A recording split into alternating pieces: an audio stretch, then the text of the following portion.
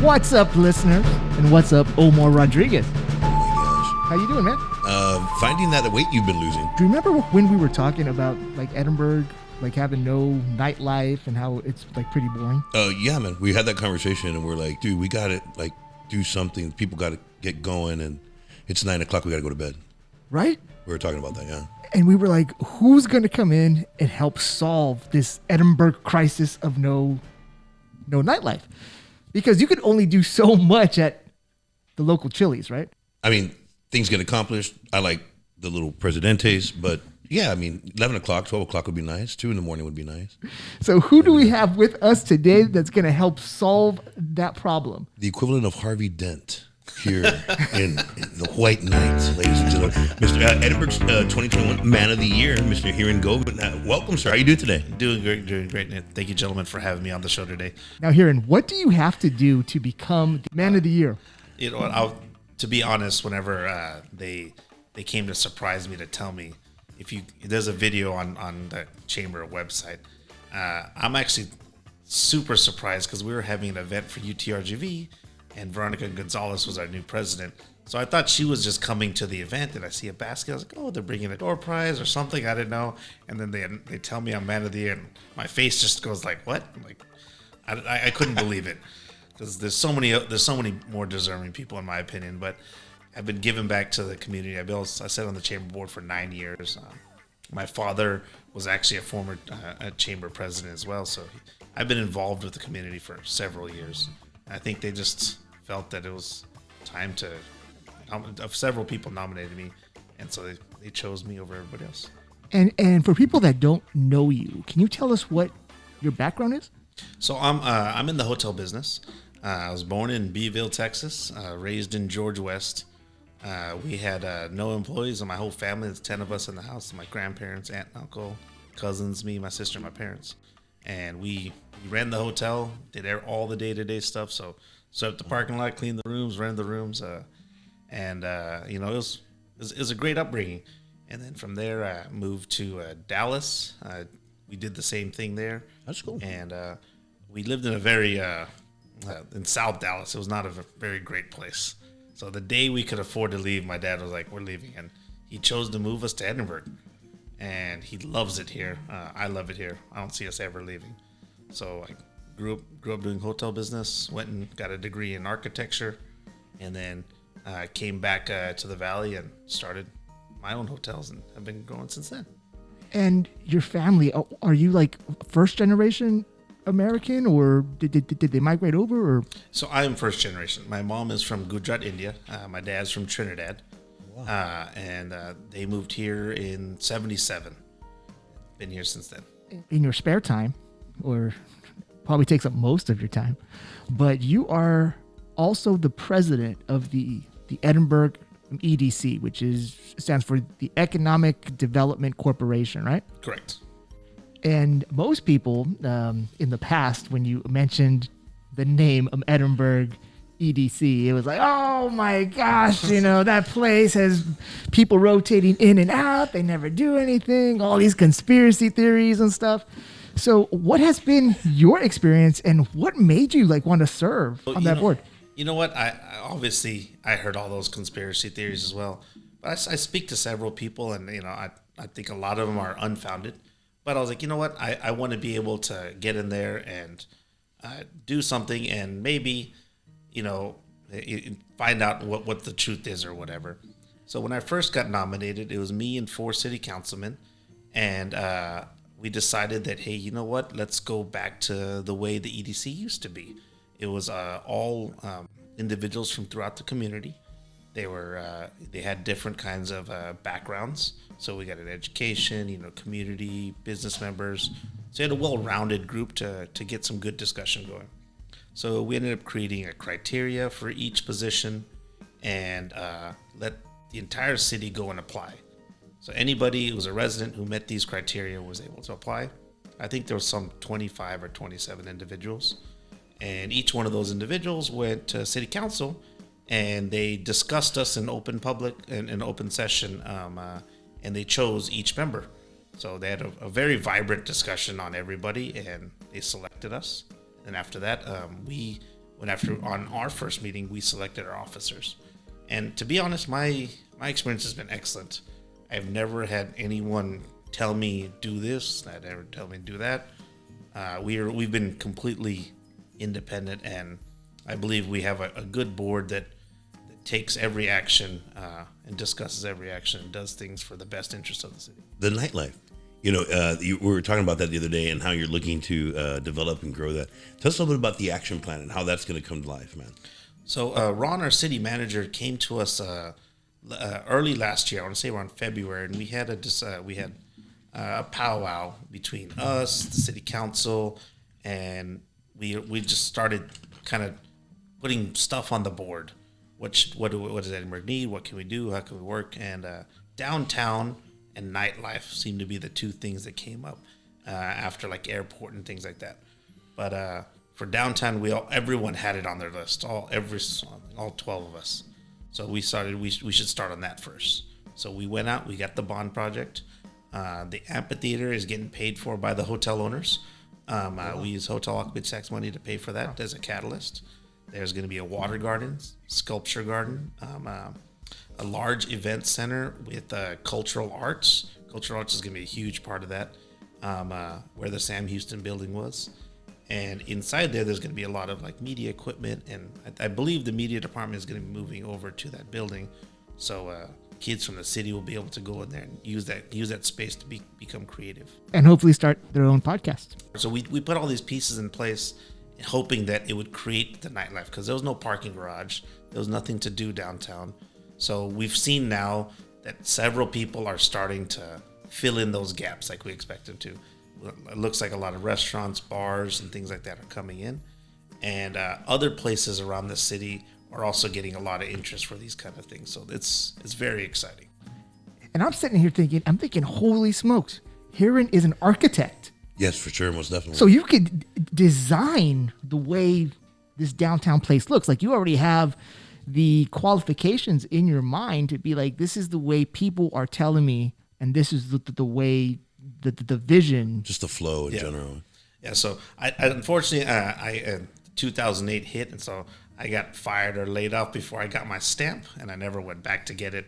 But I definitely have the design background and all that, and it's really great speaking with like getting individuals in the same room, and my brain kind of helps put the pieces together. So yeah. And you describe to us the way you see Edinburg downtown revitalized through the EDC. I believe us putting the right pieces together, it'll turn into the Domain in North Austin. Everyone thinks I'm crazy when I say this, but we have UTRGV that's thriving. We have this beautiful new courthouse coming in. We have the medical center that's booming.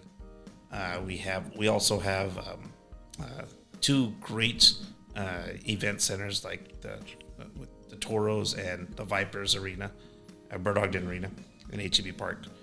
I believe with those 5 things together, I don't know if any city in South Texas has all those revenue generators put together. So adding this downtown right in the middle, I see apartment complexes coming in, high density walking around urban areas where you can just go from your apartment, go downstairs and go get a coffee, maybe go to the bookstore, have some dinner, have a nice, I want to say family friendly nightlife environment. I'm looking forward to it. And I believe that we should create different things throughout the valley because we're one region, right? So McAllen is doing the nightlife for the younger generation. Let's keep that there. Let's focus on maybe 35 and up. Let's focus on more family friendly things like that. I mean people who actually spend money, right? Fair enough. Yeah, fair enough. I don't want to clown on anybody else, but I definitely want to. I firmly believe that we're one area, so why not? Let's all create different things to where someone coming here knows that, hey, if I live in Edinburg or I live in North McAllen or far, I'm only 9-minute drive from 3 different kinds of venues. And one of the criticisms that we hear from professionals who work in Edinburg, and especially young professionals. They're like, I cannot live in Edinburgh because there's no nightlife. There's nothing to do when I leave. And a lot of them leave like this area because they're single. So they're forced to try to meet someone either for sure. at a club, which I think I don't know how many divorces under your belt, but I mean, Valentine's Day was yesterday. Let me tell you, the toxica phone calls were coming through pretty loud and clear. But you probably shouldn't be meeting the love of your life like at a club.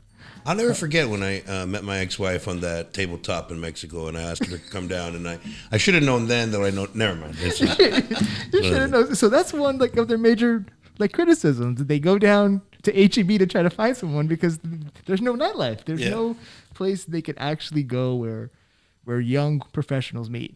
Just have a crazy Shazam. Are we gonna have like grocery dating clubs? I'm so down. No, a lot of Is there a weight limit for this? A lot of people meet their significant other at HEB. Yeah, I've met a few exes there. That's true. I can see that.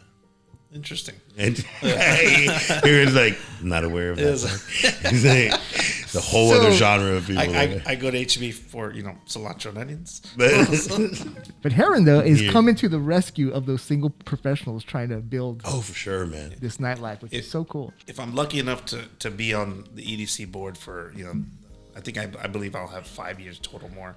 I'm hoping that we'll be able to tackle all these items. Like our first year, I know downtown has been on people's tasks or mind for 20 years. And we just literally sat down and said, what needs to be done? Let's create a catalyst. And we did it. And then Edinburgh has a pretty big problem with flooding. We know downtown is definitely an area where it floods. So where the old library was, I don't know if you remember, a little bit down Cano. Yeah. They're going to turn that into a retention pond. Oh, wow, cool. And they're putting another retention pond just past the baseball field by UTRGV. And a huge drainage line is going in from the courthouse all the way to the expressway. Currently, I believe it's 8 inches, and they're going to 14 feet. So it's going to be it's going to be tall, like maybe 1.5 times tall as this room. It's a huge drainage line going in, and unfortunately, what happens with Edinburgh, naturally, when it rains in Mission, Far, and just east of us, the water flows down because we're lower level, so it starts backing up in our area first. And I think everyone's addressed it between the county and the city, and all the cities now have started creating larger retention ponds.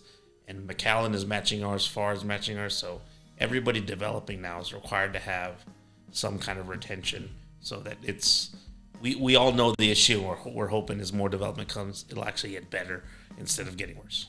What are other cool things that we can look forward to, man? Things that we can do to help you as a whole, as a board and stuff here in Edinburgh. So right now, the city's actually doing their 2040 vision plan, and they're hosting a lot of stakeholder meetings. Unfortunately, I don't have the dates off the top of my head, but the first one was last week, and they want the community to come out and tell us what the needs are, what their wants are, and we're hoping that'll help drive the future. We did our unified development code, so we talked to a lot of. It's about to almost be done. We talked to a lot of stakeholders as well, creating different districts. We started creating more developer friendly, because we've heard things we're a little harder to develop in Edinburgh, so we're making things a little bit more developer friendly as well. And I firmly believe that everyone in their heart is wanting to do the best for the city, and sometimes things go slower, sometimes there's not enough money, and sometimes politics do get in the way, but hopefully they don't.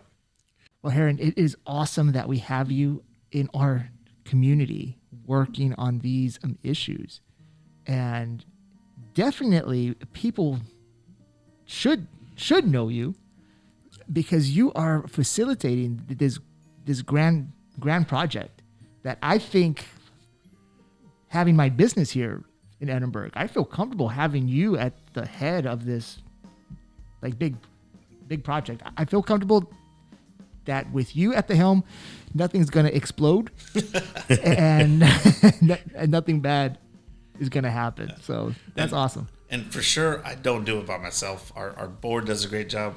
The city staff is absolutely amazing. All the elected officials, like we've had plenty of meetings together. You know, Ramiro's is our mayor now, and all the city council is doing a great job on. And I can't give it enough to our staff. I want to feel like they're doing like 3 jobs sometimes, but everyone. I think we have the same vision, so we all want to do it. It's not that we're being forced to do it. All right. So Hiren, president of the Edinburg Development Corporation and a private business leader. Thank you for coming on. We appreciate it so much, and your story is so fascinating, and it's awesome that we got people like you living here within our Appreciate it. And then for nightlife, we have the Landmark Lounge at Best Western and Ignite at Marriott, and we're hoping to create some more things here pretty soon. So at least you have some places to go to right now.